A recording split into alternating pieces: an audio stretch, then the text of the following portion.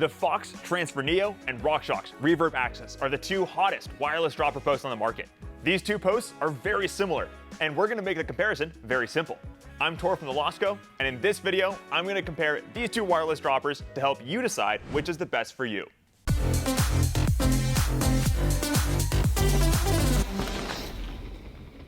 RockShox normalized the wireless dropper post when they released the original Reverb AXS 6 years ago, and today they're releasing the all-new 2026 Reverb AXS. Both of these dropper posts are available at thelosco.com with free shipping in the USA, but before you go shopping, let's quickly go over some bullet points to get you up to speed on this brand new RockShox dropper post before starting the whole comparison. The 2026 Reverb AXS is completely redesigned, and the only part it shares with the previous version is the battery. That battery is now mounted at the collar, which seems to be the current best design for wireless droppers to get the most clearance between the saddle and the rear tire when the dropper is all the way down. Plus, this thing has a huge travel range, as you can see right here, all the way from a teeny tiny 100 millimeters of drop all the way up to a whopping 250 millimeters, the most we've seen on any dropper post before. It's got fixed sizes between them in 25 millimeter increments, and it comes in the three most common dropper post diameters. Inside the posts, we've got a very high internal pressure of 600 psi, and when it's extended, the air-over-air system gives you a solid platform that is quoted to be super reliable. When you compress the post into its travel, its active ride feature engages, which allows the post to squish into its travel and help you make it up some technical climbs. Should you get the brand new RockShox Reverb AXS or the Kashima-coated Fox Transfer Neo? Let's dive in. So if you're trying to eliminate a cable from your bike and go the wireless dropper route, I'm sure that you're torn between these two premium wireless dropper posts. Both offer fantastic performance and the backing of the largest companies in the industry. The prices are quite a bit higher than their cable counterparts, but if you're in the market for one of these things, well, you already knew that.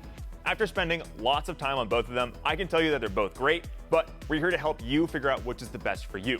On the outside, these two posts have about the same silhouette. Both have the battery mounted right at the collar, giving them a pretty polarizing look compared to when the batteries were higher up on the post. Their batteries installed with the same technique and are about the same size and shape, but they are not cross-compatible.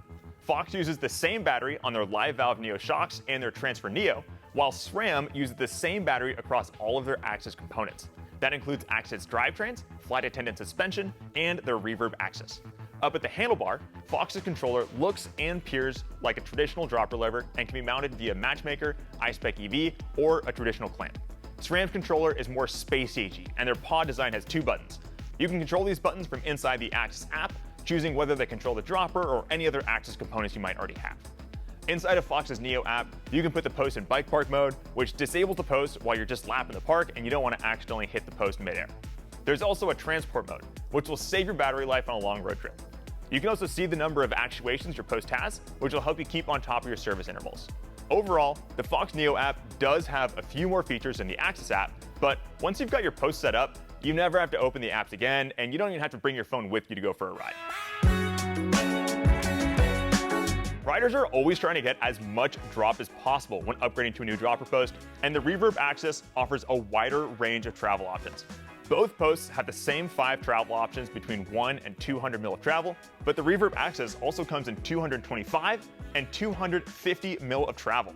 So if you're a few standard deviations taller than average, the Transfer Neo might not have enough drop for you. But before you rush out and you buy the 250 mil post, you have to make sure it fits you and your frame.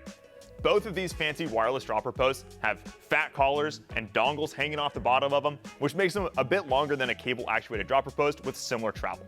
When comparing the total length of the two posts at the same travel amounts like we have right here, the Reverb AXS is a little bit shorter than the Transfer Neo, but it's not just that straightforward.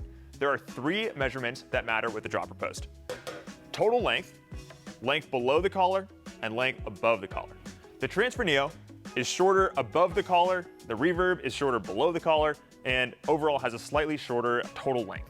If you've got a bike that's got short insertion depth, the Reverb AXS is going to fit a little bit better, but if you're limited by a really long seat tube, then the Transfer Neo is going to work a little bit better. Again, it doesn't really matter which one you buy, you just have to make sure that you're doing your measurements before you order them, especially if you order one of these super long Reverbs. That's especially true because these both come in fixed travel amounts, and so there's no travel reducing either of these posts. A lot of mechanical posts use a shim system to reduce the travel, but that's just not possible with either of these wireless posts. Once you have them installed and paired, both posts actuate virtually instantly when you hit the button. While both are lightning fast, Fox's Neo wireless protocol is actually noticeably faster on the trail, something that I didn't expect to be able to notice. Fox talks a lot about how fast Neo is, and there is slightly less delay between hitting the transfer Neo lever and the post actuating compared to the reverb. The reverb, it's not snail mail or anything, and I honestly thought that the reverb was pretty instant while I was using it, but after going back to the transfer, the difference is noticeable.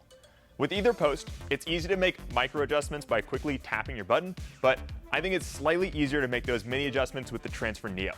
It's also got a slightly lighter action, and so it takes a little bit less force to drop the transfer Neo into its travel compared to the reverb, but the action of the reverb does feel a little bit smoother while you're dropping it.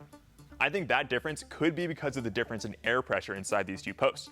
You can use a shock pump to add or remove air from both of these posts, but the RockShox Reverb AXS uses a much higher internal pressure of 600 psi compared to the Fox Transfer Neo's more normal 325 psi.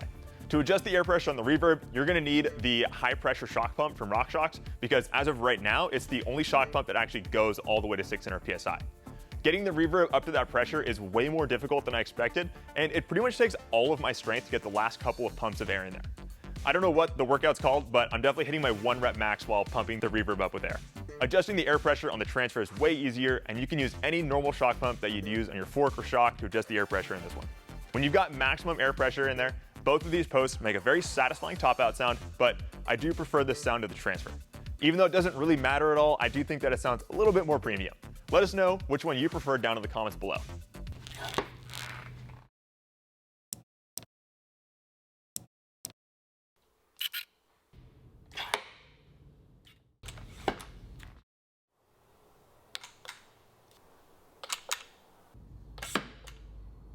While you're climbing, both posts have a rock-solid platform that doesn't have any sag or give with all of my weight on it.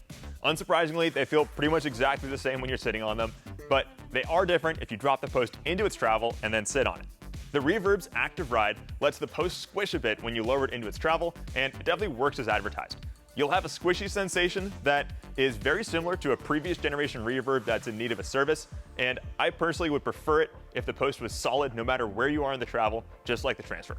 When you're out on the trail, it's pretty much impossible to tell these two posts apart, and they both fade into the background and don't take up any mental space while riding. RockShox made a point of making the new reverb user serviceable, and they've done a great job of publishing service procedures and making everything super accessible to anyone who wants to freshen up their Reverb AXS at home. Unfortunately, that is not the case with the Transfer Neo. Fox requires you to send in the Transfer Neo to one of their in-house service centers, and they don't publish any of the service procedures for this post anywhere online, even if you did want to service it yourself. Heck, we perform all Fox suspension service in-house here at the Losco, and we can't even do this ourselves. As for how often you have to service them, RockShox recommends a basic service every 10,000 actuations and a full service every 20,000 actuations. Fox requires a full service every 8,000 actuations. And once again, you're gonna have to send that post into Fox to get that done. Both are really expensive, and you can get a high quality, lightweight, cable actuated post for a fraction of the price of either of these wireless posts. And you might even prefer the sleek appearance of a mechanical post. So if you're in the market for one of these two, you're probably not too price sensitive between them, but the Reverb AXS is cheaper than the Fox Transfer Neo. The Reverb AXS without a remote costs $549, and the remote costs another $150, making it a total of $699. The Transfer Neo comes with a remote in the whole package, and it costs $859. Again, neither are cheap, but the Reverb hurts your wallet a little bit less. So, which one should you get? Well, I've really enjoyed my time with both of them, and there's not really a clear winner. In pure dropper post performance, I definitely prefer the Transfer Neo. It's got a lighter action, a slightly more responsive lever, and I do prefer how it sounds when it tops out. But the Reverb AXS is user serviceable, comes in longer travel options, and it's $159 cheaper. At the end of the day, both are going to go up and come down every time you hit the button as long as you keep the battery charged, so you really can't go wrong with either post. Most riders are probably just going to get the dropper that matches their suspension, and I can't really say that's a bad plan. Let me know which dropper you're going to put on your next dream build down in the comments, and hit the like button if this helped you make your decision. Thanks for watching, and subscribe for more mountain biking videos. See ya!